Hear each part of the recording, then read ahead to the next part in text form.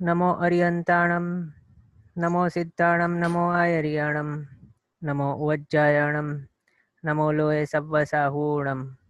એસો પંચનમુક્કારો સવ્વ પાવપણાસણો મંગલાણમ ચ સવ્વેસિમ પઠવમ હોય મંગલમ.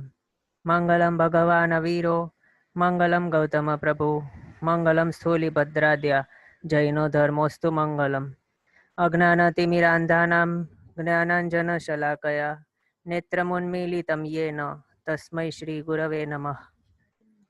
પહેલા તો મરણ વખતે વેદના કેટલી બધી હોય છે તે આપણે જાણ્યું છે કે આખા શરીરમાં વ્યાપ્ત થઈ ગયેલો એકમેક થઈ ગયેલો એવો આત્મા પ્રદેશો, તે બધા અસંખ્ય આત્મા પ્રદેશો જે આખા શરીરની અંદર વ્યાપ્ત થઈને રહેલા હતા આખી જિંદગી પર્યંત, તે આત્મા પ્રદેશોને એક સાથે ખેંચતો હોય છે, તે શરીરમાંથી બહાર કાઢતો હોય છે.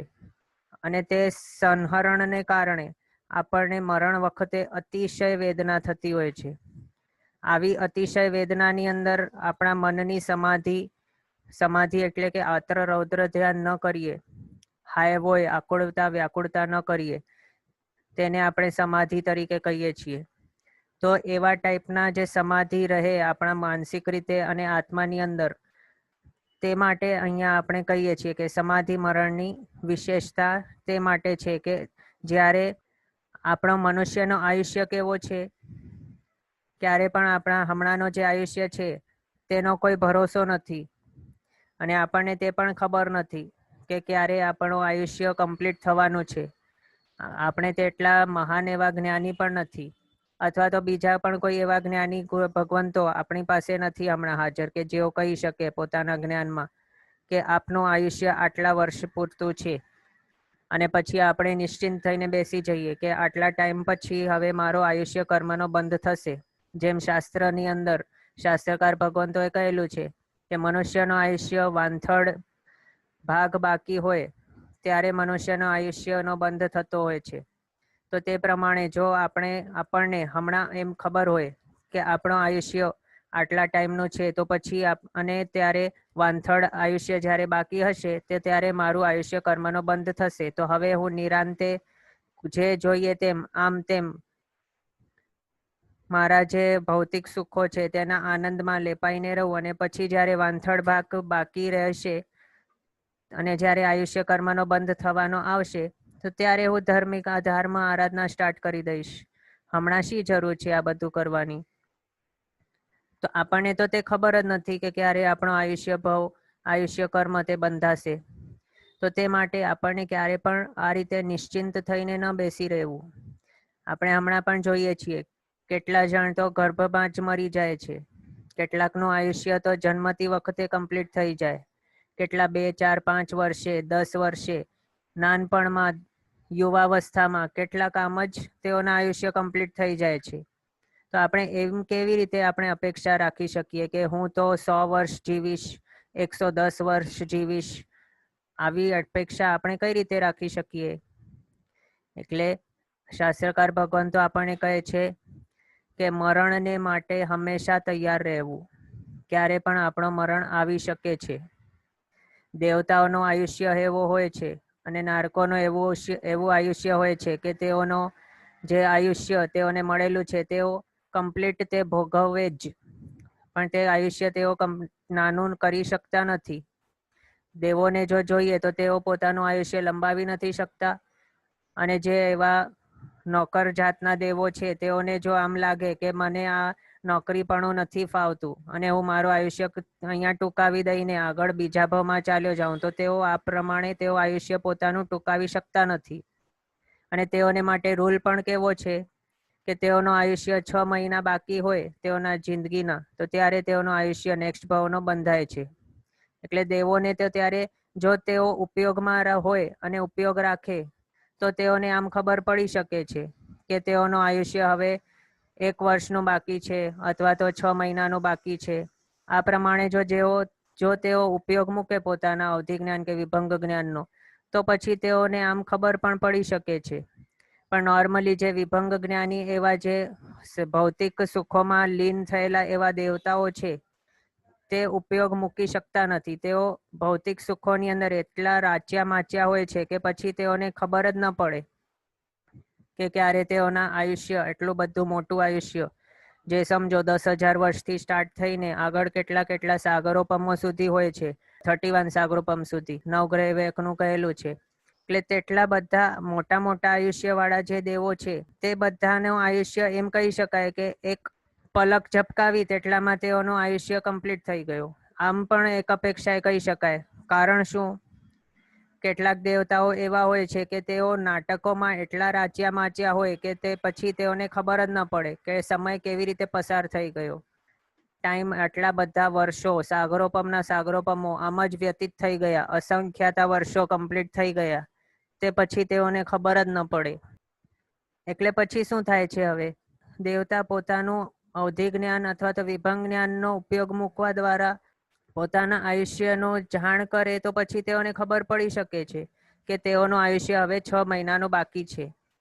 પણ નોર્મલી ઘણા બધા એવા દેવતાઓ એ હોય છે કે જેઓ આ પ્રમાણે આસક્તિમાં, પૌદ્ગલિક સુખોમાં લીપાયેલા હોય છે અને તેના કારણે ક્યારે પણ પોતાના જ્ઞાનનો ઉપયોગ રાખી નથી શકતા.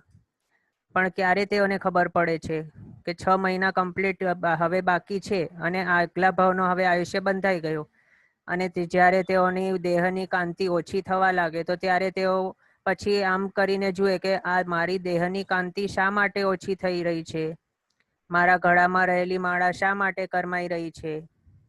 આ પ્રમાણે પછી તેઓ પોતાનું જે જ્ઞાન છે, અવધિ જ્ઞાન અથવા તો વિભંગ જ્ઞાન, મોટે ભાગે તો આમ વિભંગ જ્ઞાન જ હોય જે એવા આસક્તિપૂર્વક રહેલા હોય તેઓને માટે, તો તેઓ પછી પોતાના વિભંગ જ્ઞાનનો ઉપયોગ મૂકીને જુએ કે આ પ્રમાણે શા માટે થયું છે. તો ત્યારે આગળ જતા તેઓને પછી ખ્યાલમાં આવે કે મારો આયુષ્ય કર્મ બંધ હવે થઈ ગયો છે અને મેં જે પણ આટલી બધી આસક્તિઓ રાખી છે પૌદ્ગલિક સુખોની અંદર, તેના માટે હવે મને પૃથ્વીકાય આદિ જે ભવો છે તેની અંદર જવું પડશે, તિર્યંચ ગતિ પામવી પડશે. આમ જાણ્યા પછી હવે તેઓ રડારડ કરે, એકદમ આર્ત ધ્યાનમાં લીન બની જાય. એટલે શું કરે છે? નવા એવા ખરાબ કર્મો બીજા બાંધી દે છે. પણ આપણો આયુષ્ય કેવો છે? દેવોને તો હજી એક વખત ખબર પણ પડી શકે છે, પણ આપણા આયુષ્ય કેવા છે? આપણે ટ્રાય કરીએ તો પણ આપણને ખબર ન પડે કે કેટલું કારણ કે આપણી પાસે તેવું જ્ઞાન જ નથી. આપણી પાસે તેવું જ્ઞાન નથી કે જેના કારણે, જેની અંદર આપણે જેનો ઉપયોગ મૂકીને જોઈ શકીએ કે કેટલું આયુષ્ય આપણી પાસે છે, આપણે કેટલું આયુષ્ય કર્મ લઈને આવ્યા છીએ, કેટલા વર્ષો માટે આપણે જીવતા રહીશું અને કેટલા વર્ષે આપણું મૃત્યુ આવશે તે પણ આપણને ખબર નથી. એ માટે શાસ્ત્રકાર ભગવંતોએ આપણને હંમેશા જાગૃત રહેવા માટે કહ્યું છે. ઓકે, તો હવે એક વાત એ થઈ કે આપણને આપણો આયુષ્ય કર્મ ક્યારે એન્ડ થશે તે ખબર નથી, ક્યારે નેક્સ્ટ ભાવનો આયુષ્ય કર્મ બંધાશે તે પણ ખબર નથી. તો હવે કરવા યોગ્ય શું છે? તો કરવા યોગ્ય છે હંમેશા જાગૃત રહેવું. અને જ્યારે પણ મરણ આવશે તો ત્યારે શું થશે? અત્યંત વેદના થવાની છે. આપણને બધાને અત્યંત વેદના થવાની છે. અને તેવી વેદના આપણે એટલા અનાદિકાળમાં અનંતા જે પણ ભવો કર્યા છે તે બધા જ ભવોની અંદર આપણે એટલી વેદના સહન કરીને આવ્યા છીએ. હમણાં ભલે આપણને તે વેદના યાદ નથી, તો પણ અનાદિકાળમાં આપણે તે વેદના સહન કરીને અહીંયા આવ્યા છીએ. આ ભવ સંસાર જે છે, સંસારની અંદર આમ જ આપણે ભમી નથી રહ્યા, પણ શું કરી રહ્યા છીએ? જન્મ મરણની વેદનાઓ સહીને આપણે આગળ વધીને અહીંયા સુધી પહોંચ્યા છીએ. તો શાસ્ત્રકાર ભગવાન તો શું કહે છે કે કરવા યોગ્ય શું છે, મેળવવા યોગ્ય શું છે? કરવા યોગ્ય છે જે મોક્ષ માર્ગ જીન પ્રરૂપિત છે. જીન પ્રરૂપિત એટલે જીનેશ્વર ભગવંતો, તીર્થંકર ભગવંતો, કેવલજ્ઞાની ભગવંતો, તેઓ દ્વારા જે પ્રરૂપિત ધર્મ છે તેનું આચરણ કરવા યોગ્ય છે. તેઓ જે આપણને જેવા ભાવો ભાવવા માટે કહી ગયા છે તેવા ભાવો ભાવવા યોગ્ય છે. અને મેળવવા યોગ્ય શું છે? મેળવવા યોગ્ય મોક્ષ છે. અને એ પણ મોક્ષ શું છે? તો મોક્ષ છે આપણા આત્માની સર્વથી સંપૂર્ણપણાની શુદ્ધ અવસ્થા. તે અવસ્થા પામવા યોગ્ય છે. તો હવેથી ક્યારે પણ મરણથી ડરવું નહીં. અને મરણથી ડર્યા એટલે કે મરણથી આપણને માત્ર જાગૃત રહેવાનું છે. અને જે પણ તીર્થંકર ભગવંતોએ કેવલજ્ઞાની ભગવંતોએ આપણને કહી ગયા છે તેનું ફોલો અને તેનું આચરણ સારી રીતે આપણને કરવું છે. જે કરવા યોગ્ય છે તેને કરવું અને જે મેળવવા યોગ્ય છે તેને મેળવવા માટે કમ્પ્લીટ સંપૂર્ણપણાના પ્રયાસો કરવા, સંપૂર્ણપણાના પુરુષાર્થો કરવા યોગ્ય છે.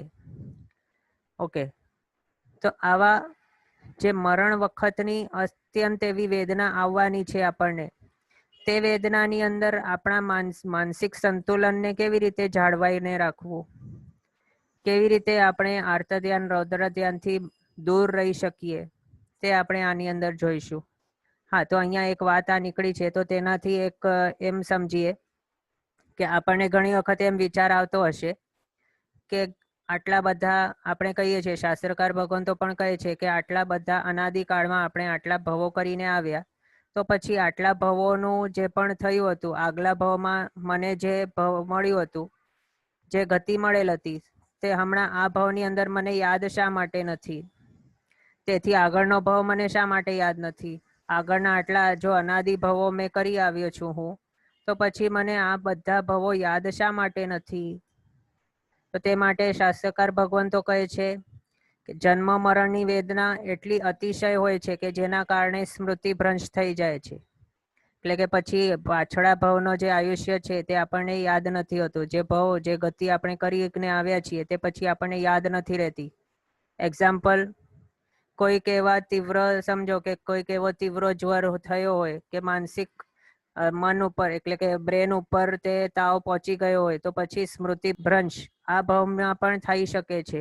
એટલે યાદ શક્તિ, યાદદાસ્ત જે આપણે કહીએ, તે આ ભવની અંદર પણ ઓછી થઈ શકે છે આવા કારણોના કારણે. પછી વૃદ્ધાવસ્થાને કારણે પણ આપણા જે સ્મૃતિ છે તે ઓછી થઈ શકે છે. તો માત્ર આટલા નાના નાના જે દુઃખો કહેવાય અથવા તો પીડાઓ કહેવાય, જે તાવ માથે ચડી ગયો એવા જેવા, તો તેના દ્વારા પણ આપણી મેમરી લોસ થઈ શકે છે. તો પછી વિચારો, આ મરણની વેદના તે કેટલી બધી વેદના છે, તો તેની અંદર લાસ્ટ ભવના આયુષ્ય અને ગતિ તે કયા ઠેકાણે કરી હતી, તે ભવની અંદર શું શું કર્યું હતું, તે બધું યાદ રહે, તે આપણે અપેક્ષિત પણ રાખી શકીએ. તેવી અપેક્ષા આપણને રાખવી પણ ન જોઈએ, કારણ કે આપણે જોયું થોડી વેદનાવાળા એવા તાવો પણ આપણા સ્મૃતિ ભ્રંશનો કારણ બની શકે છે. તો આવા અસહ્ય એવી મરણની વેદના તે આપણા લાસ્ટ એટલા ભવોના જે પણ સ્મૃતિઓ હતી તે બધું ભૂલવવા માટે કારગર સાબિત થાય છે. પણ આપણે જો મતિ જ્ઞાન આદિનો ક્ષમ કરીએ તો પછી જાતિ સ્મરણ જ્ઞાન પણ આપણને પ્રગટ થઈ શકે છે. પણ તે પણ આટલો ઇઝી નથી, તે આપણે આગળ જાણ્યું છે કે માત્ર થોડુંક વિચાર્યું અને પછી આવી ગયું આપણને બધું લાસ્ટ ભાવનો યાદ. ઓકે, અહીંયા ક્વેશ્ચન આવેલ છે કે દેવલોકમાં તો પેન નથી, એમને યાદ હોય પાસ્ટ લાઈફ. જુઓ, દેવલોક, દેવભાવ આપણે કમ્પ્લીટ કરીને જો આવ્યા, તો પછી તે દેવભાવ જે છે, તો તે દેવભાવમાં જે શરીર મળેલું હતું, તે શરીરમાંથી આત્મપ્રદેશો તો છૂટા પડ્યા. પછી તે ઠેકાણેથી આત્મપ્રદેશો છૂટા પડીને જે ઠેકાણે તે જન્મ લે છે નેક્સ્ટ, તે ઠેકાણે તે પાછું બીજો નવો શરીર બનાવીને પાછી જન્મની વેદના તો તે ઠેકાણે ભોગવવાનો છે. સમજો કે તિર્યંચ અથવા તો મનુષ્ય ભાવ, માત્ર એ બે ઓપ્શન છે તેની પાસે. તો તે ઠેકાણે જ્યારે આવે તો ત્યારે પણ તેને જન્મની જે વેદના છે તે ફેસ કરવી પડે છે. ઓકે, તો હવે નેક્સ્ટ આપણે જોઈશું. તો બીજો અહીંયા એ પણ ક્વેશ્ચન આવી શકે કે જેઓ અહીંયા મનુષ્યમાંથી મરીને દેવ પણ ઉત્પન્ન થાય, તો પછી ત્યાં કઈ રીતે આ વિધાન થતા હોય? તો તે માટે એમ સમજવું કે મનુષ્ય હતો, મનુષ્ય મરીને જો દેવ પણ ઉત્પન્ન થાય, તો પછી મનુષ્યનો શરીર છોડતા તેને મરણની વેદના તો થાય છે એટલી બધી. પછી આગળ દેવપણે જે ઉત્પન્ન થાય છે, તો દેવ ભવ સ્વભાવે દેવોમાં કેવું હોય છે, તે ઠેકાણે અવધિ જ્ઞાન ઉત્પન્ન હોય છે. અવધિ જ્ઞાન જે સમ્યક્તિ હોય દેવતાઓ, તેઓને માટે અવધિ જ્ઞાન કહેવાય, અને જે મિથ્યાત્વી હોય તેઓને માટે વિભંગ જ્ઞાન કહેવાય. જ્ઞાન તો એક જ છે. જ્ઞાન, હવે જુઓ, વિભંગ જ્ઞાન અને અવધિ જ્ઞાન બંનેની વચ્ચે માત્ર એકદમ પતલી લકીરનો ફરક છે, અને તે ફરક શાના કારણે છે? સમ્યક્ત્વના કારણે. તે આપણે આગળ કર્મગ્રંથના ટોપિકમાં જાણીશું કે બંનેની અંદર શું ભેદ છે. તે કર્મગ્રંથ 1ની અંદર આપને આવશે. તો હવે હમણાં માટે તે સમજો કે દેવોને ભવ સ્વભાવે વિભંગ જ્ઞાન અથવા તો અવધિ જ્ઞાન હોય છે, અને તે ભવ સ્વભાવે, કારણ કે તે દેવગતિમાં કમ્પલસરી તે હોય જ છે. તો જ્યારે તેઓ ઉત્પન્ન થાય છે તે ઠેકાણે, તો ત્યારે પોતાનો જે ભવ સ્વભાવે જે મળેલું તેઓને પાસે જ્ઞાન છે તેનો ઉપયોગ મૂકીને તેઓ લાસ્ટ ભવને જોઈ શકે છે. ઓકે, તો હવે સમાધિ મરણને માટે આપણે શું હમણાં જાણીએ છીએ કે સમાધિ મરણની હવે ઇમ્પોર્ટન્સ શા માટે છે સમાધિ મરણનું? તો શાસ્ત્રકાર ભગવંતોએ એમ કહેલું છે કે જો મરણ સમાધિમય હશે તો નેક્સ્ટ જે ગતિ છે તે સદગતિ થઈ શકે છે, પોસિબિલિટી છે. કારણ કે ઘણા ટાઈમે એવું થતું હોય છે કે જે મનુષ્યો હોય છે આપણા જેવા, તો તે મનુષ્યોના આયુષ્ય કર્મનો બંધ અંતિમ અંતર મુહૂર્તમાં પણ ઘણા એવા જણોનું થતું હોય છે. તો તે માટે અંતિમ જે આટલી બધી વેદનામાં પણ જો આપણો માનસિક અને આત્મિક સમાધિ જળવાઈને રહે તો પછી આપણો આયુષ્ય કર્મનો બંધ ત્યારે જ્યારે થતું હોય અંતિમ સમયમાં, તો આપણો સદગતિનો આયુષ્ય બંધ ત્યારે પોસિબિલિટી ધરાવે છે. તે માટે સમાધિ મરણની વિશેષતા અહીંયા શાસ્ત્રકાર ભગવંતોએ જણાવેલી છે. અને આ સમાધિ મરણ આપણે દરરોજ જ્યારે ચૈત્યવંદન કરીએ છીએ તો ત્યારે તેની અંદર જય વિહરાય સૂત્રની અંદર આપણે માંગીએ છીએ ભગવાનની પાસે કે સમાહિ મરણમ ચ બોઈલા ભો. ઓકે, તો તેની અંદર આ સમાધિ મરણની અંદર આપણે ટોટલ 10 ક્રિયાઓ જોતા હતા કે સમાધિ મરણ માટે 10 અલગ અલગ ટાઈપ્સની જે ક્રિયાઓ કરવી જોઈએ તેમાંથી આપણે સૌ પ્રથમ તો અતિચારોની શુદ્ધિ જોઈ અથવા તો અતિચારોની આલોચના જોઈ, પહેલી ક્રિયા. બીજી ક્રિયા હતી વ્રતોચ્ચારણ. પહેલા તો આપણે શું કર્યું, અતિચારોથી આલોચના કરવા દ્વારા આપણે આત્મા ઉપરથી આ બધા જે પાપો હતા, વિરાધનાઓ હતી, તેનો ભારને દૂર કર્યો. પછી આગળ વ્રત સ્વીકાર કરવા દ્વારા બીજા નવા એવા પાપો ન આવે તે માટે વ્રતો ગ્રહણ કર્યા. પછી આગળ ત્રીજામાં હતું સર્વ જીવોથી ક્ષમાપના. તે આપણે 7 લાખ સૂત્ર દ્વારા કરી, અને જો વધારે ટાઈમ હોય તો પછી ડિટેલમાં કરવું, તે પણ આપણે જાણ્યું.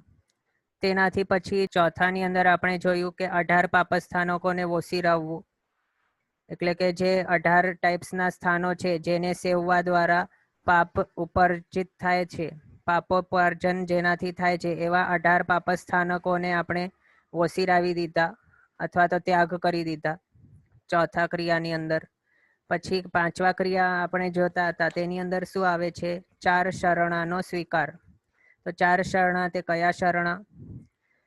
અર્યંત શરણો પહેલું, પછી સિદ્ધ ભગવંતોનું શરણ, સાધુ ભગવંતોનું શરણ, અને કેવલ જ્ઞાની પ્રરૂપિત એવા ધર્મનો શરણ. આ 4 શરણા આપણા દ્વારા ગ્રાહ્ય છે અને તે ગ્રહણ કરવા. હવે અહીંયા બીજું આપણે અર્યંત ભગવાનનું શરણ સમજી લીધું શા માટે, સિદ્ધ ભગવંતોનું શરણ શા માટે તે પણ સમજી લીધું. આગળ સાધુ ભગવંતોનું શરણ આપણે શા માટે લેવાનું? કારણ કે સાધુ ભગવંતો કેવા છે, તેઓ જીનેશ્વર પ્રરૂપિત જે ધર્મ છે, જીન આજ્ઞા જે છે તેને પોતાના જીવનમાં આચરણ દ્વારા તેઓ ફોલો કરે છે, અને એ પણ સારી રીતે વ્યવસ્થિત રીતે તેઓ તેનું પાલન કરતા હોય છે. અને તેઓ તપ, ત્યાગ, ધ્યાન, જ્ઞાન, વિનય, વૈયાવચ આદિમાં સદા માટે લયલીન હોય છે. અને એવા પંચ મહાવ્રતના ધારક એવા સાધુ ભગવંતોને આપણે શરણ તરીકે સ્વીકારીએ છીએ. આ 3 શરણો થયા. પછી ચોથો શરણ અહીંયા આવે છે કે કેવલ જ્ઞાની ભગવંતો દ્વારા પ્રરૂપિત જે ધર્મ છે તેનું શરણ. હવે શરણ એટલે શું છે તે આપણે આગળ જોયું હતું, અને શરણ કોણ આપી શકે, શરણ આપવા લાયક કોણ કહેવાય છે તે પણ આપણે જાણ્યું હતું. તો તેમાંથી અહીંયા કેવલ જ્ઞાની ભગવંતો દ્વારા પ્રરૂપિત જે ધર્મ છે તેનું પણ શરણ અહીંયા આપણે લઈએ છીએ. અને આપણે ધર્મને શરણ તરીકે કહીએ છીએ કે જે ધર્મના રૂલ્સ, નિયમો, કન્ડિશન્સ આપણે જો ફોલો કરીશું તો પછી આપણે આપણા આંતરિક શત્રુઓ છે રાગ, દ્વેષ આદિ આંતરિક શત્રુઓ, તેનાથી આપણે રક્ષણ પામી શકીશું. જો આપણે આપણા કેવલ જ્ઞાની ભગવંતો દ્વારા પ્રરૂપિત જે ધર્મ છે તેના કન્ડિશન્સ છે, તેના રૂપરેખાઓ છે, તેને ફોલો કરીશું તો પછી આપણે આગળ જઈને રાગ, દ્વેષ આદિ શત્રુઓથી રક્ષણ પામી શકીશું. તે માટે આપણે અહીંયા ધર્મનું શરણ લઈએ છીએ. અને બીજું અહીંયા આ 4 શરણ ગ્રહણ કરતા વખતે અશરણ ભાવના ધારવાની છે. અશરણ ભાવના એટલે શું? કે આખા સંસારની અંદર કોઈ પણ આવું નથી કે જે આપણને શરણ આપી શકે. શરણ એટલે કે શું? કોઈ પણ ટાઈપના જો દુઃખો આવતા હોય, વ્યાધિઓ આવતી હોય, તો તેનાથી આપણું રક્ષણ કરી શકે એવો આ આખા સંસારની અંદર કોઈ પણ મોજૂદ નથી, કોઈ પણ હયાત નથી. હવે અહીંયા એક એક્ઝામ્પલ આવેલું છે અશરણ ભાવનાને માટે. અનાથી મુનિનો આપણે સાંભળી હશે અનાથી મુનિની કથા. તો તેમાં શું હતું? અનાથી મુનિ જ્યારે પોતાની ગૃહસ્થ અવસ્થામાં હતા, ગૃહસ્થ અવસ્થા એટલે કે જ્યારે તેઓએ હજી દીક્ષા ગ્રહણ નહીં કરેલ હતી ત્યારે, તો ત્યારે તેઓ એક શેઠના પુત્ર હતા. શેઠના ઘરમાં તેઓનો જન્મ થયેલો હતો. તેઓની પત્નીઓ પણ હતી, ભાઈ બહેન પણ હતા, મિત્ર પરિવાર પણ હતો. પણ એક દિવસ એવો થયો કે તેઓને શૂળની વેદના ઉત્પન્ન થઈ, તાવ જ્વર ઉત્પન્ન થયો, દાહ જ્વર ઉત્પન્ન થયો, જેના કારણે તેઓને અતિશય એવી વેદના થવા લાગી. અને પછી તેઓના જે માતા પિતા સ્વજન સંબંધીઓ છે તેઓએ અનેક એવા ઉપચાર કર્યા, ઘણા એવા વૈદ્યોને બોલાવ્યા, ઘણા પ્રયત્નો કર્યા, પણ તો પણ તેઓનું જે વેદના છે તે ઓછી થવા ન પામી નહીં, જરા પણ ઓછી ન થઈ. તો અહીંયા આ જે ગૃહસ્થપણાના અનાથી મુનિ હતા તેઓએ પછી આમ વિચાર કર્યું કે આ જે પણ થાય છે તે મારા પૂર્વે કરેલા કર્મોને કારણે થાય છે. અને તે કર્મોને દૂર કરવા માટે એક ઉપાય છે કે જે વ્યાધિ મારે થાય છે હમણાં, તે જો શાંત થઈ જાય અને હું જો નિરોગી થઈ જાઉં તો પછી આવતીકાલે સવારના હું સંયમ ગ્રહણ કરીશ. આવા ટાઈપનો અભિગ્રહ અથવા તો સંકલ્પ જ્યારે આ ગૃહસ્થપણાના એવા અનાથી મુનિએ કરેલું, આવો શુભ સંકલ્પ જ્યારે આવા શુભ ભાવો વડે જ્યારે પોતે ભાવિત થયા, ત્યારે જ તેઓની વેદના થોડી થોડી ઓછી થવા લાગી અને તેઓને નિદ્રા આવી ગઈ, જે આટલા દિવસોથી તેમને આવી જ નહીં હતી. એટલે શાંતિ તો ત્યારે જ તુરંત જ તેઓને પ્રાપ્ત થઈ ગઈ જ્યારે તેઓએ અર્યંત ભગવંતોનું શરણ લીધું, ધર્મનું શરણ લીધું, આગળ જઈને સિદ્ધ ભગવંતોને આ બધાનું શરણ જ્યારે ગ્રહણ કર્યું અને સાથે સાથે તે પણ વિચાર્યું કે આ બધા મારા માતા પિતા, વૈદ્યો જે પણ છે, સ્વજન સંબંધી, તે બધા મારા વેદનાને શમાવવા માટે કોઈ પણ હેલ્પફુલ થઈ શકતા નથી, એટલે કે તેઓ મારા શરણરૂપ બની શકતા નથી. પણ શરણ તો એકમાત્ર કોણ છે? મારા અર્યંત ભગવંત, મારો ધર્મ એટલે કે જીનેશ્વર ભગવંતો દ્વારા પ્રરૂપિત ધર્મ, તેનું હું શરણ સ્વીકારું છું. હવે તો આવી અશરણ ભાવના જ્યારે તેઓએ ભાવી અને આગળ તેઓએ જ્યારે સંકલ્પ કર્યો કે આવા ટાઈપની મારી વેદના જ્યારે શમી જશે તો હું આગળ આવતીકાલે સવારના દીક્ષા ગ્રહણ કરીશ. આવા શુભ સંકલ્પ દ્વારા તેઓની જે વેદના હતી તે શમી ગઈ અને પછી આગળ તેઓએ જઈને સંયમ ગ્રહણ કરીને પોતાનો આત્મકલ્યાણ કર્યું. તો અહીંયા અશરણ ભાવના આ અનાથી મુનિ દ્વારા ભાવેલી હતી ગૃહસ્થપણાની અંદર, કે આવા ટાઈપના જે પણ વ્યાધિઓ હોય છે, સંસારમાં જે પણ વ્યાધિઓ હોય કે વેદનાઓ હોય, તો તેને દૂર કરવા માટે બીજો કોઈ પણ શરણ રૂપે બની શકતો નથી, કોઈ પણ નાથ બની શકતો નથી. નાથ એટલે શું? જે શરણ આપી શકે તે નાથ કે સ્વામી, જે શરણ આપી શકે તે નાથ અથવા તો સ્વામી. તો એવા ટાઈપનો કોઈ પણ શરણ થવા માટે પોસિબલ નથી, એટલે કોઈની અંદર એવી શક્તિ નથી આ સંસારમાં કે તેઓ કોઈના પણ નાથ બની શકે, કારણ કે બધા જ પોતે જ અનાથ છે. એટલે શું? બીજા ઉપર ડિપેન્ડન્ટ છે, પોતાના કર્મ ઉપર ડિપેન્ડન્ટ છે. પોતાના કર્મ જેવા ફળો બતાવશે તેને ભોગવવું જ પડશે. પણ અહીંયા શરણ રૂપે કોણે કહ્યું? તો શરણ માત્ર આ અર્યંત ભગવંત, સિદ્ધ ભગવંત, સાધુ ભગવંત અને કેવળ જ્ઞાની દ્વારા પ્રરૂપિત જે ધર્મ, આમને શરણ કહેલું છે. કારણ કે તે શરણ રૂપે કઈ રીતે થાય છે કે જ્યારે જન્મ, મરણ અને રોગ આદિથી બચાવે છે. અર્યંત ભગવંતોનું શરણ આપણે ગ્રહણ કરીએ, ધર્મનું શરણ ગ્રહણ કરીએ, તો પછી થાય શું છે? અર્યંત ભગવંતોએ જે પણ માર્ગ બતાવેલું છે તેના આપણે ફોલો કરીએ તો પછી આપણા આત્મકલ્યાણની જે યાત્રા છે તે ચાલુ થઈ જાય અને તેમાં આપણે આગળ વધીને મોક્ષ સુખને પામીએ. તો અહીંયા શું થયું કે અર્યંત ભગવંતના ઉપદેશના કારણે તેઓએ જો કન્ડિશન્સ આપણને કહેલી છે અને જે ધર્મ આપણને બતાવ્યું છે તેને ફોલો કરવા દ્વારા, તેને શરણરૂપ અને નાથરૂપ સ્વીકારવા દ્વારા આપણે શું કર્યું? આપણે આપણા આત્માનો કલ્યાણ કરીને પછી જન્મ મરણથી મુક્ત આપણે બની ગયા. એટલે અરિયંત ભગવંત, સિદ્ધ ભગવંત, સાધુ ભગવંત અને ધર્મ તે આપણા આત્માને માટે હિતકારી છે, જેઓ જન્મ મરણની અસહ્ય જે વેદનાઓ છે તેનાથી આપણને મુક્તિ અપાવી શકે છે. તે માટે આખા સંસારની અંદર જો કોઈ શરણરૂપ હોઈ શકે તો માત્ર આ 4 છે અને તે 4 શરણા આપણને સ્વીકારવા યોગ્ય છે. ઓકે, અહીંયા ક્વેશ્ચન આવેલું છે કે અનાથિ મુનિના કેસમાં જે ધર્મનું શરણ સ્વીકાર્યું કે હું સારો થઈશ તો હું દીક્ષા લઈશ, તો તે રિશ્વત જેવું ન કહેવાય? તો આ શુભ ભાવો છે, કારણ કે અહીંયા શુભ ભાવ કઈ રીતે આપણે કહ્યું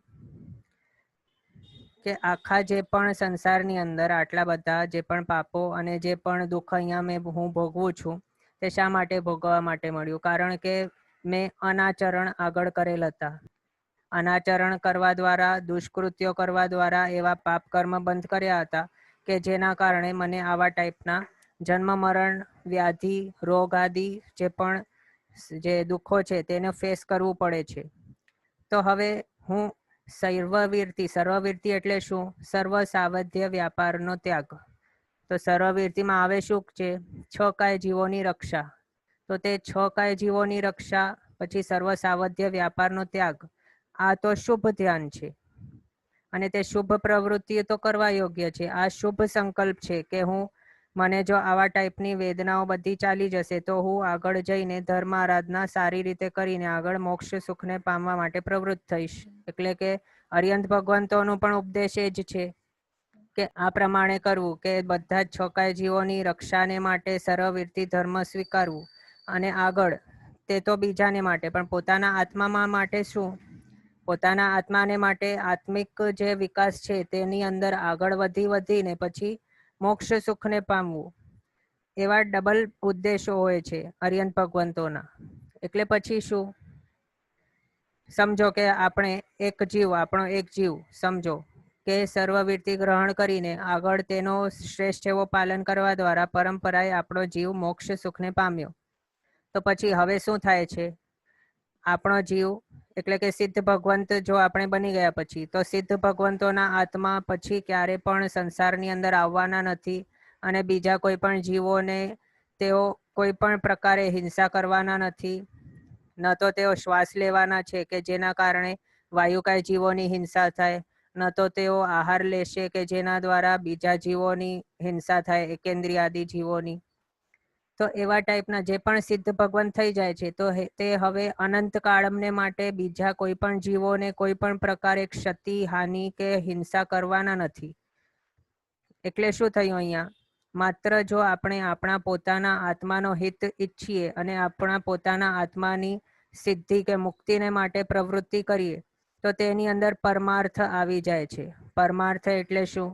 આખા સંસારની અંદર જેટલા પણ આત્માઓ છે તે બધા જનો હિત આવી જાય છે. એટલે કે હવે પછી આપણે જ્યારે મુક્તિ પામીશું તો તેના પછી હવે આખા સંસારની અંદર 14 લોકમાં જેટલા પણ જીવો છે તેમાંથી કોઈ પણ જીવને આપણે હવે અનંતકાળ માટે એક પણ જીવને આપણે કોઈ પણ ટાઈપની ક્ષતિ પહોંચાડીશું નહીં, તેઓને અડીશું નહીં, તેમના માર્ગમાં અડચણ પણ ન બનીશું, તેઓને અંતરાય પણ ન નાખીશું, તેઓની હિંસા પણ ન કરીશું, કંઈ નહીં કરીશું. તેઓની સાથે વ્યવહાર આપણો કટ ઓફ થઈ ગયો. તેની સાથે સાથે શું થાય છે? આપણો આત્મા જ્યારે સિદ્ધ થાય તો ત્યારે બીજો એક આત્મા અવ્યવહાર રાશિની નિગોદમાંથી વ્યવહાર રાશિમાં આવી જાય. તે પણ એક ટાઈપનો બીજો એક પ્લસ પોઈન્ટ થઈ ગયો.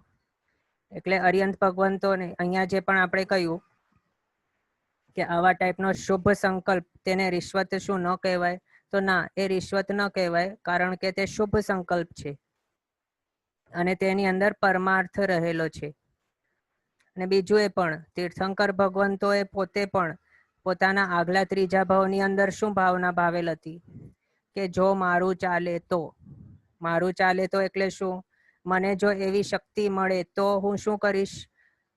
14 શ્લોકના બધા જ જીવોને હું જીન શાસન પ્રેમી બનાવીને આગળ મોક્ષ માર્ગે પહોંચાડીશ. એવા ટાઈપની તેઓ ભાવના ભાવે છે અને તેને ઉત્કૃષ્ટપણાની ભાવ દયા કહેલી છે. એનાથી વધારે ઉત્કૃષ્ટપણાની બીજી કોઈ પણ દયા હોઈ નહીં શકે. ભગવાન અહીંયા શું માંગે છે? ભગવાનનો જીવ, તીર્થંકર પરમાત્માના જીવ જે હોય છે તે છેલ્લા ત્રીજા ભવે શું માંગે છે? થર્ડ લાસ્ટ ભવમાં, જો હોય મુજ શક્તિ એશી સવી જીવ કરું શાસન રસી. એવા પ્રમાણેની ભાવના તેઓ કરે છે. એટલે શું? જો મારી પાસે એટલી શક્તિ હોય અને મને જો એવી શક્તિ મળે તો પછી હું બધા જ જીવોને શાસન રસી કરું. શાસન પણ કયો? તો જીન શાસનના રસિક બનાવીને આગળ તેઓની મુક્તિને માટે પ્રવર્તું. અહીંયા પણ તેઓ શું કરે છે? પોતાને માટે એવી શક્તિ માંગે છે. તો આને પણ શુભ સંકલ્પ તરીકે કહેવાય છે. આ રિશ્વત નહીં કહેવાય. ઓકે, તો હવે આગળ આપણે જોઈશું કે આ 4 શરણો આપણે સ્વીકાર્યા પછી આગળ શું કરવાનું છે. નેક્સ્ટ 6ની અંદર સુકૃત અનુમોદના. સુકૃત અનુમોદના એટલે શું? કૃત એટલે કે કરેલું અને સુ એટલે કે સારું. એટલે જે પણ સારા કાર્યો આપણે કર્યા છે આ ભાવની અંદર, જે પણ સુકૃતો એટલે કે સત્કાર્યો જે કરવા યોગ્ય કાર્ય છે તેને સત્કાર્ય કહેવાય. જે સારા કાર્યો છે તેને સુકૃત કહેવાય. તો એવા જેવા પણ આપણે સુકૃતો કર્યા છે આ ભાવની અંદર, તે બધાના આપણે અહીંયા અનુમોદના કરીશું. અનુમોદના એટલે શું? એવા ભાવો ભાવવાના કે સમજો કે મેં આ 99ની યાત્રા કરી હતી, સિદ્ધાચલ તીર્થની, શત્રુંજય મહાતીર્થની, આદિનાથ ભગવંતની 99 વખત યાત્રા કરેલ હતી. તો પછી તેને યાદ કરવું, એમ વિચારવું કે આટલા વાગે ઉઠતો હતો, પછી આટલી સવાર હતી, સૂર્યોદય થઈ ગયેલો હતો, ત્યારે હું નીકળતો હતો અને યાત્રા સ્ટાર્ટ કરતો હતો, આગળ તલેટીએ આવ્યો.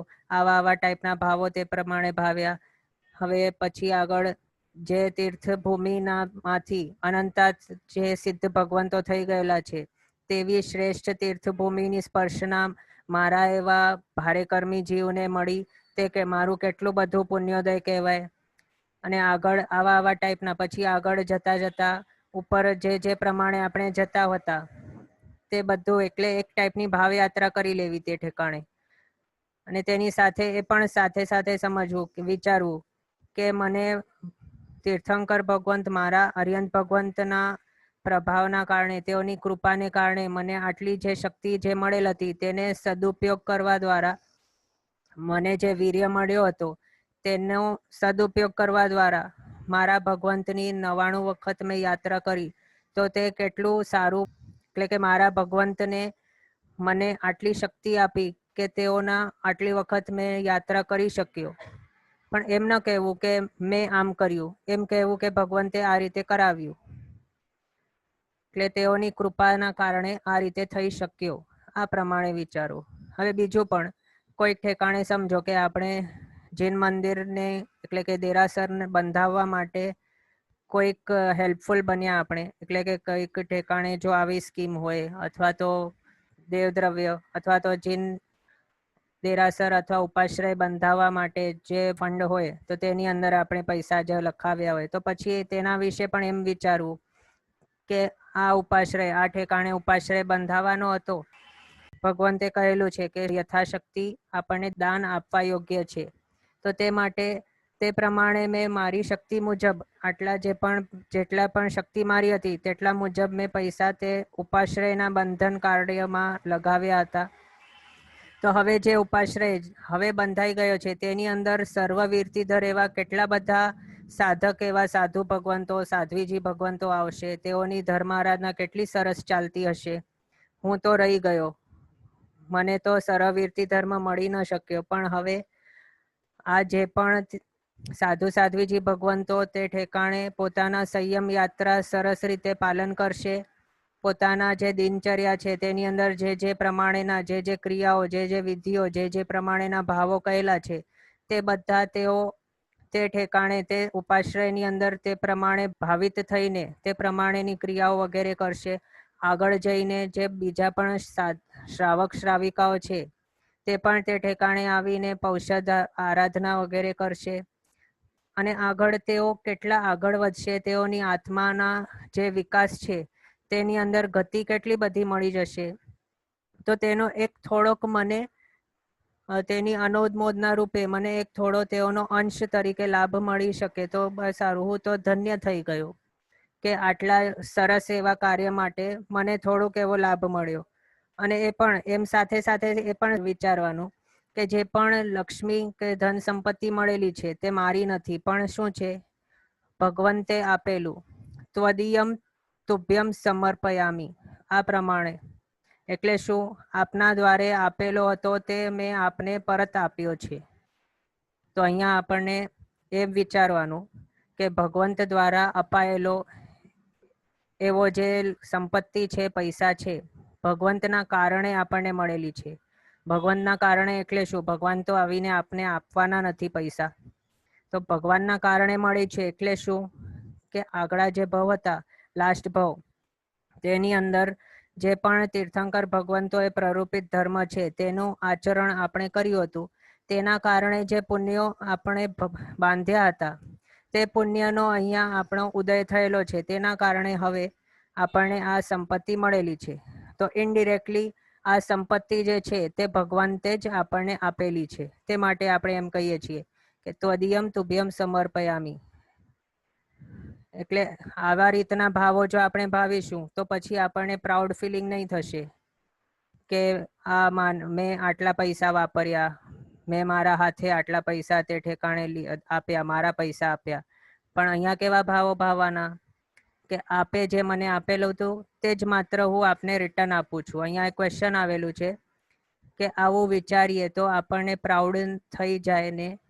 તો તે માટે અહીંયા આપણે આન્સર આપ્યું કે આપણને ગર્વ ન થાય કે મેં આટલા પૈસા તે ઠેકાણે લખાવ્યા કે વ્યય કર્યો.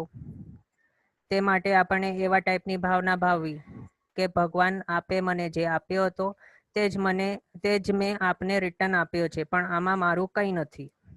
એવા ટાઈપના ભાવો કરીશું તો પછી ગર્વ અથવા તો માનના ફિલિંગ્સ નહીં આવશે. તો હવે આવા ટાઈપના અને બીજા પણ જે પણ સુકૃત્યો કર્યા કે સાધુ સાધ્વીજી ભગવંતોની વૈયાવચ કરી, કોઈ ગ્લાન એવા સાધુ ભગવંત સાધ્વીજી ભગવંતો હોય તેઓની સેવા વૈયાવચ કરવાનો લાભ આપણને મળ્યો. તેઓની સંયમ યાત્રા આગળ વધારવા માટે આપણે થોડો ઘણા હેલ્પફુલ થઈ શક્યા. તો તે બધા યાદ કરીને અહીંયા તેમની અનુમોદના કરવી કે મારો કેટલો સદભાગ્ય થયો કે મેં થોડો આટલું પણ હેલ્પ કરી શક્યો. હું તો કેટલો આમ દુર્ભાગી છું કે હું પોતે એવા સર્વવીરતીધર બની નથી શક્યો, પણ થોડી માત્ર તેઓના જે સંયમ નિર્વહનને માટે થોડો માત્ર એમને હેલ્પફુલ થઈ શક્યો. તે માટે ભગવાન આપનો ખૂબ ખૂબ આભાર. અને હું તે ઘડીઓ, તે ક્ષણોની અહીંયા અનુમોદના કરું છું કે મને આટલો સરસ લાભ મળ્યો આપના કારણે. બીજી પણ એવા ટાઈપની જે આપણે જો સમજો કે કોઈક એવા તપ કર્યા હશે અથવા તો કોઈક નવકારશી જેવા પણ, અથવા તો દરરોજ દેરાસરમાં જઈને દરરોજ દેવ પૂજા કરતા હશું, ગુરુવંદન આદિ કરતા હશું ઉપાશ્રયમાં જઈને, તો તે બધાનું અહીંયા અનુમોદના કરવી. આગળ છરીપાલિત સંઘમાં જો આપણે જોડાયા હશું તો તેના જે યાદીઓ હતી તેને અહીંયા યાદ કરીને એમ વિચારવું કે તે દિવસો કેવા સરસ હતા કે છરી પાલન કરતો હતો હું, અને હવે આજનો દિવસ કેવો આવી ગયો છે કે છરી પાલન નથી કરી શકતો. છરી એટલે શું તે આપણને ખ્યાલમાં હશે. તો એવા ટાઈપના જે છરીપાલિત સંઘની અંદર જે સવારના ઉઠવું અને પછી બીજા જેમ સર્વવીરતીધર સાધુ ભગવંતો વિહાર કરતા હોય તેઓની સાથે સાથે આગળ વિહાર કરીને જે પ્રમાણે આપણે કરતા હતા છરીપાલિત સંઘની અંદર, તે પ્રમાણે જતા વચમાં જે દેરાસરો આવતા હતા તેની અંદર હું એકદમ ઉત્સાહથી બધા જ ભગવંતની જે દર્શન વંદન આદિ કરીને પછી આપણે આગળ જતા હતા. એટલે આવી સ્મૃતિઓ જે હતી સુકૃતોની, સારા કાર્યોની, તે બધું યાદ કરીને અહીંયા અનુમોદના કરવાની છે. ઓકે, અહીંયા એક ક્વેશ્ચન આવેલું છે કે આપણને જે સંપત્તિ મળી છે તે પ્રભુના કારણે કે આપણા કર્મના કારણે? તો અહીંયા બંને છે. બંને શા માટે? પ્રભુ ભક્તિના કારણે શું થાય છે? હવે સમજો, અહીંયા આપણે ફર્સ્ટથી કહીએ પાછું. તો જુઓ, આપણને એક કોઈક સંપત્તિ મળેલી છે. એક સમજો એક્ઝામ્પલ, એક બંગલો મળ્યો છે આપણને અને કરોડ રૂપિયા મળ્યા છે. અને તે હવે ડિરેક્ટલી અને ઇનડિરેક્ટલી બંને આપણે જોઈશું. ડિરેક્ટલી શાના કારણે મળેલી છે? તો તે આપણો પુણ્યોદય હતો તેના માટે ડિરેક્ટલી મળેલ છે. તો હવે તે પુણ્યોદય આવ્યો ક્યાંથી? પુણ્ય સત્તામાં હોય તો જ તેનો ઉદય થાય. તો સત્તામાં એટલે શું? આત્માની સાથે તે પુણ્ય જોડાયો કયા કારણે? તો તે આગલા ભાવની અંદર આપણે જે જીન ધર્મની સેવના કરેલ હતી, જીનેશ્વર ભગવંતોએ જે પણ આપણને ધર્મની પ્રરૂપણા, જે ધર્મની દેશના કરેલ હતી, તેનું આચરણ આપણે કર્યું હતું લાસ્ટ ભાવની અંદર. તેના કારણે પછી તે પુણ્યનો બંધ આપણને થયેલો હતો. જે પુણ્યનો બંધ આપણા આત્માની સાથે રહીને પછી આ ભાવની અંદર સાથે સાથે આવ્યો. અને તે કર્મ જો આત્મા ઉપર ચોંટ્યો જ નહીં હોત, એટલે પુણ્ય બંધ આપણે કર્યું જ નહીં હોત, તો પછી તે પુણ્યના ફળ રૂપે આપણને સંપત્તિ પણ ન મળે. એટલે થાય શું છે અહીંયા? તે માટે જ આપણે કહીએ છીએ કે ઇનડિરેક્ટલી તે સંપત્તિ ભગવાનને જ આપણને આપેલી છે. એટલે શું? ભગવંતે આપેલો ધર્મ, તે ધર્મને ફોલો કર્યું આપણે, પછી તે ફોલો કરવા દ્વારા જે પુણ્ય બંધાયું, તે પુણ્યના ઉદયના ટાઈમે આ સંપત્તિ આપણને મળેલી છે. ઓકે ઓકે, અહીંયા બીજો ક્વેશ્ચન આવેલ છે કે અન્ય ધર્મ કે મનુષ્ય કો कैसे मिले, ये प्रश्न हो सकता है. ઓકે, તો અહીંયા એ સમજવું કે બાકીના જે પણ ધર્મ છે તેઓની અંદર પણ જે દયા હોય, દયાના જે ફોલો કરવા માટે કહે છે કે દયા કરવી જોઈએ, પછી પરોપકાર કરવા જોઈએ. બીજા ધર્મની અંદર પણ આટલા કહે છે, પણ તેનું જે મૂળ સોર્સ કે ઓરિજિન, જે શુભાચરણનું જે પણ ઉપદેશો છે કે દયા ધર્મ છે, પછી સારા આચરણ કરવા યોગ્ય છે, તેનું જે મૂળ ઓરિજિન જો જોવામાં આવે તો તે તીર્થંકર ભગવંતોની દેશના જો છે, તેની અંદરથી બાકીના બધા ધર્મો નીકળેલા છે, તે સમજવું. તો હવે બીજા કોઈ ધર્મની અંદર પણ એવા શુભ આચરણોની જો ઉપદેશો આપવામાં આવે તો તેનું પણ મૂળ સોર્સ કે ઓરિજિન તીર્થંકર ભગવંત જ છે, બીજા કોઈ નથી. એટલે અન્ય ધર્મીઓની માટે પણ તે જ સમજવું. તીર્થંકર ભગવંતો સિવાય બીજા કોઈ કારણ હોઈ નહીં શકે. બીજો ક્વેશ્ચન જોઈએ. એક ક્વેશ્ચન છે કે some people die in sleep, during that time they don't feel pain in મરણ કે ડેથ. ઓકે, તો તેની અંદર તેઓને પણ મરણની જે વેદના છે તે તો ફેસ કરવી જ પડે છે, ભલે તે ઊંઘમાં હોય તો પણ. બીજો એક ક્વેશ્ચન છે કે અનકોન્શિયસ કોઈ હોય તો પછી તેને આ બધા નિર્યામણાની ક્રિયા સંભળાવીએ તો પછી કઈ ફાયદો થાય કે પછી કેવી રીતે કરવાનું અનકોન્શિયસનેસ હોય તો ત્યારે? તો તેમાં એમ સમજવું કે ભલે કોઈક જીવ એટલે કે મનુષ્ય કોઈ અનકોન્શિયસ છે, એટલે કે ભાન નથી તેને, તો પણ આપણે તેની પાસે બેસીને નવકાર બોલીએ, તેને સંભળાવીએ નવકાર. બીજા પણ એવા જે સૂત્રો છે આપણે આગળ પણ કીધું, જે પુણ્ય પ્રકાશનું સ્તવન છે તે પણ બોલીએ. તો તે બધું આપણે જો બોલતા રહીએ તો તેઓની બાહ્ય રૂપે તેઓ આમ દેખાતા હોય કે અનકોન્શિયસ છે, પણ તેઓનું જે સબકોન્શિયસ માઇન્ડ છે તે બધું એક્સેપ્ટ કરતો હોય, એ પણ પોસિબિલિટી રહેલી છે. અને તેઓનો આત્મા જે છે તે આપણા જે ભાષા વર્ગણાના પૂતગલો છે, જેના દ્વારા આપણે નમસ્કાર મહામંત્ર તેઓને સંભળાવીએ છીએ, તે પૂતગલો તેના કાનોને અથડાય છે. આગળ જતા તેનો જે આત્મા છે તેને રિસીવ પણ કરી શકે છે ક્યારેક. અને આ મંત્રોચ્ચારોના એટલા પ્રભાવો હોય છે, નવકાર મંત્રના જેવા જે મંત્રોચ્ચારો હોય છે તેના એટલા પ્રભાવ હોય છે કે પછી તે મંત્રના કારણે જ શુભ એવી અસરો થઈ શકે છે. એટલે અનકોન્શિયસ હોય ત્યારે પણ આવા ટાઈપના આપણને કરવું, નવકાર મંત્ર તો સંભળાવવું. અહીંયા બીજો ક્વેશ્ચન છે કે આ ભાવના કરેલા કર્મનું ફળ ક્યાં મળે, આ જ બર્થમાં કે પછી? તો તે કેવા ટાઈપના કર્મો આપણે બાંધીએ છીએ, કેટલી સ્થિતિના આપણે બાંધીએ છીએ તેના ઉપર ડિપેન્ડન્ટ છે.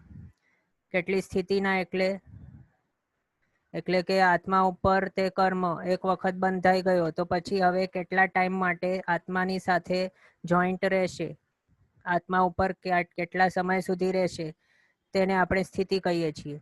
તો આ જે કર્મની મોટી સ્થિતિ હોય છે, મોટા સ્થિતિવાળા જે કર્મો છે, એટલે કે સમજો સ્થિતિ મોટામાં મોટી કેટલી છે, મૌન્ય કર્મની 70 કોડાકોડી સાગરોપમ, તો એટલી મોટી સ્થિતિવાળા કર્મ હમણાં ઉદયમાં નહીં આવે, પણ જે બીજી જે નાની સ્થિતિઓ હોય છે તે પણ આવી પણ શકે.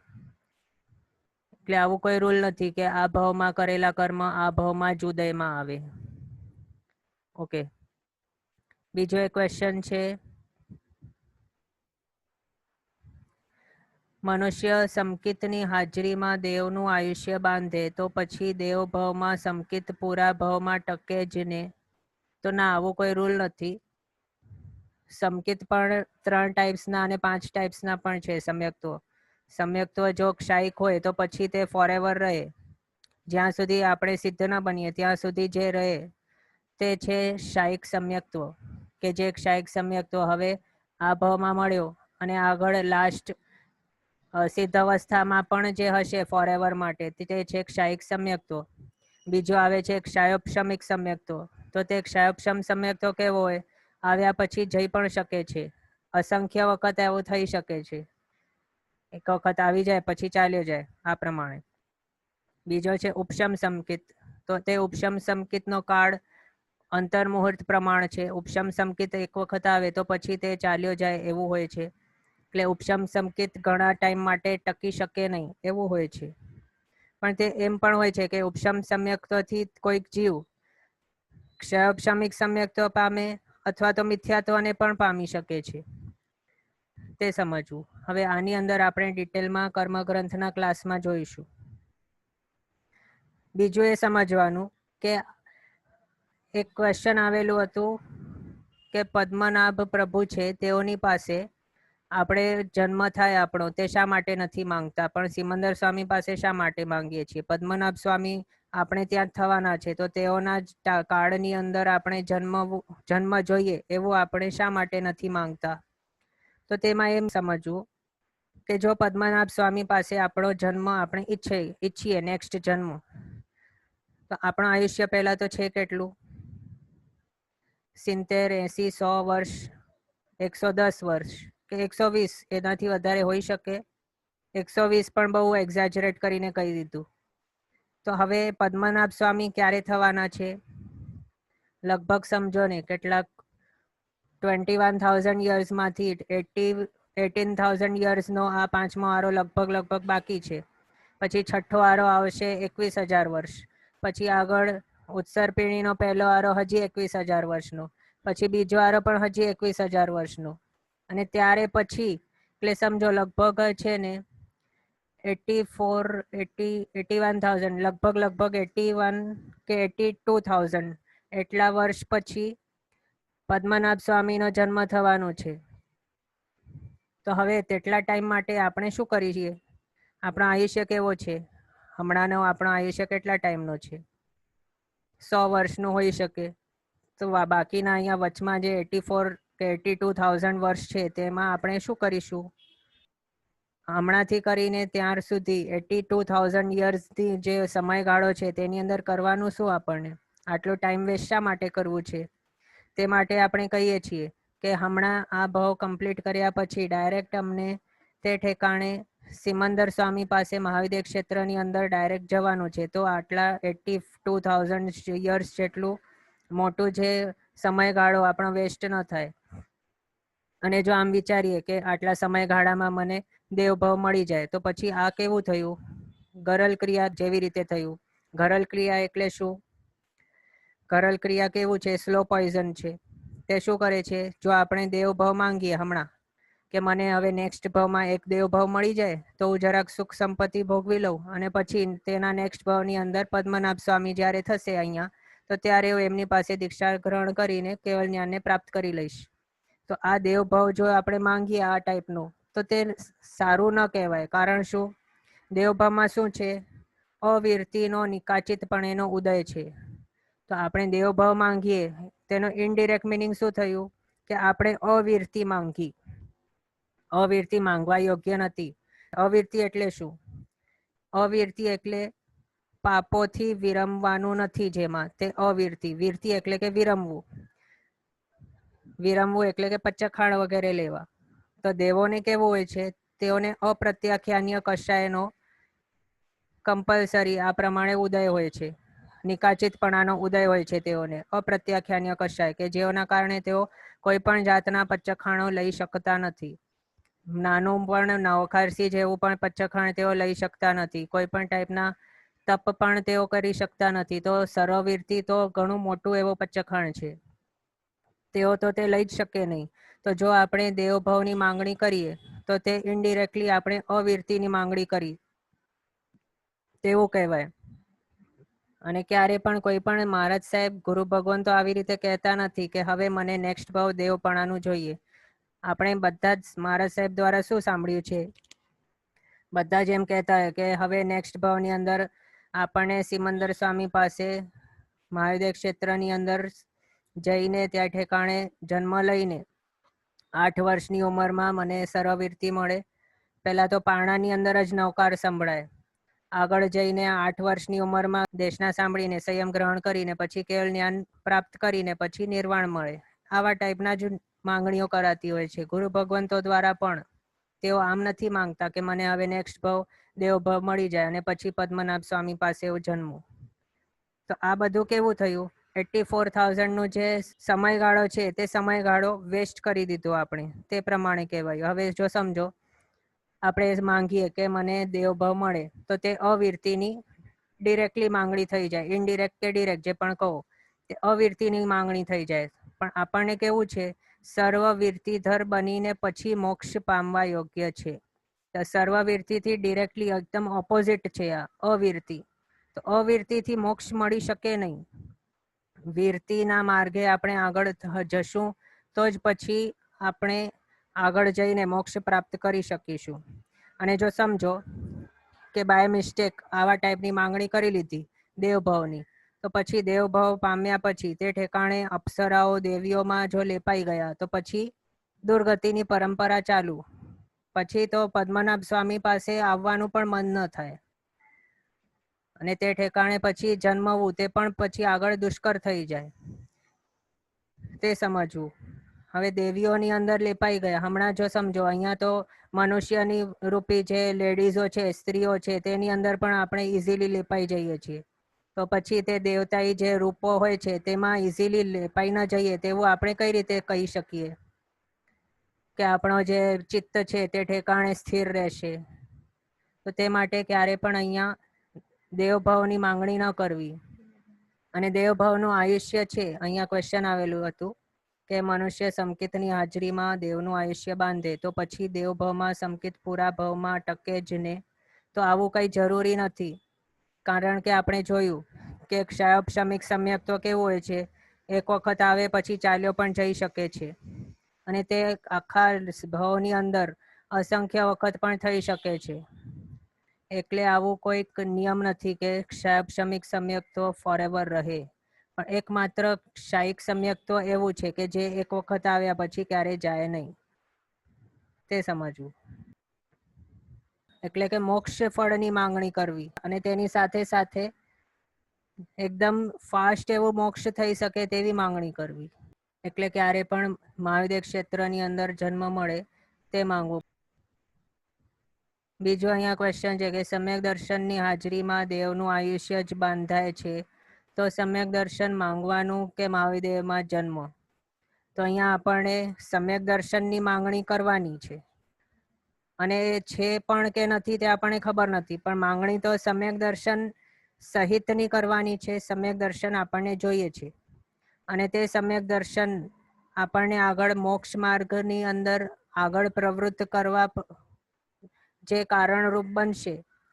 અને તે કારણરૂપ પછી આગળ જઈને તે આપણને મનુષ્ય ભાવ જલ્દીથી મળે તે માટે આપણે કહીએ છીએ કે મહાદેવ ક્ષેત્રની અંદર આપણો જન્મ થવું જોઈએ અને આગળ તે ઠેકાણે ધર્મ પ્રાપ્તિ દ્વારા શુદ્ધ એવી સારી એવી માન્યતાને કારણે પછી આગળ આપણને મોક્ષ માર્ગ ઉપર આગળ જતા જતા આપણો આત્માનું કલ્યાણ થઈ શકે તે માટે આપણે માંગણી કરીએ છીએ. એટલે કે મોક્ષની પ્રાપ્તિ આપણને કરવાની છે, મોક્ષને માટેની માંગણી કરવાની છે ફોર એવર. અને તેના આવી રીતે જો આપણે મોક્ષની માંગણી કરીશું તો તે માંગણી કઈ રીતે પૂરી કરવી તે આપને આપ તેની સામગ્રીઓ આપણને મળતી જશે. એટલે ક્યારે પણ મોક્ષનું લક્ષ્ય રાખવું અને તેના એવું ચિંતા નથી કરવાની આપણને કે 84,000 વર્ષ કઈ રીતે કાઢીશું, એટલે તે માટે હવે વચમાં હું એક દેવભાવ કરી દઉં કે પછી અહીંયા મહાવિદ્ય ક્ષેત્રની અંદર શા માટે જવું, કે આ બધા આપણને વિચારો કે ચિંતન નથી કરવાના. આપણને શું કરવાનું છે, મોક્ષની જ માંગણી કરવાની છે. અને એ પણ સિમંદર સ્વામી પાસે જે હમણાં રહેલા છે વિહરમાન તરીકે, તેમની પાસે આપણને જઈને પછી આગળ આત્મકલ્યાણ કરવાનું છે. ઓકે, અહીંયા આપણો સમય જરાક વધારે થઈ ગયો છે. આગળ આપણે આવતીકાલે કન્ટિન્યુ કરીશું. જીનાજ્ઞા વિરુદ્ધ કંઈ પણ બોલાયો તો મિચ્છામિ દુક્કડમ. સર્વમંગલ માંગલ્યમ સર્વ કલ્યાણ કારણમ પ્રધાનમ સર્વ ધર્માણામ જૈનમ જયતિ શાસનમ. પ્રણામ, બધા સાતામાં રહેજો.